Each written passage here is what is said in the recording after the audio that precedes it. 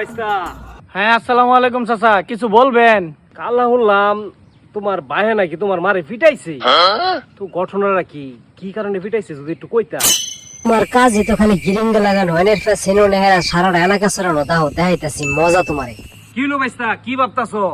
চাচা ঘটনাটা তো অনেক জটিল, কেমনে বুঝাই?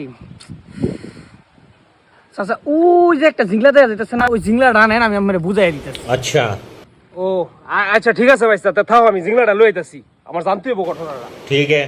বাইস্তা এই যে তোমার কথা মতো জিংলাটা লইছি, এখন কও কি হইছে। চাচা আপনি এই জিংলার সাইডের ডাইলটি সাফ করি নাকি পরে কইতাছি। ও আচ্ছা ঠিক আছে। ওইরকম জিংলাটা পিটাইছিস নাকি তোমার মারে? যাক বাইস্তা এই যে এখন ক্লিয়ার আছে। চাচা ঠিক আছে, আমি বুঝতে পারছি, আপনি জিংলাটারে আগে দুইটা ভাগ করেন। ও আচ্ছা ঠিক আছে, এই যে বাজাম দুইটা ভাগ করছি, আলা কও তো শুনি। এবার এক ভাগ ফালাইয়া দেন, ফালাইয়া দিয়া বাকি এক ভাগের আবার তিনটা ভাগ করেন। বিরাট ফেস তো বাইস্তা, গ্যাঞ্জাম মনে একটু বেশি হয়েছে না? এই যে ঠিক আছে, এই যে একটা ভাগ ফালা দিছি। এই যে বাইস্তা তোমার জিংলার তিনটা ভাগ করছি। আলা এক কাজ করেন চাচা, এখানে যে তিনটা ভাগ করছেন মোটা দুইটা ভাগ ফালাই দিয়ে আমার চিকুন ভাগটা একটু দেন। ও আচ্ছা বাইস্তা, এই যে এটা সিকুন তো এই দুইটা ফালা দিলাম। বিরাট হিসাব নিকাশ বাইস্তা, এই দিন দাও।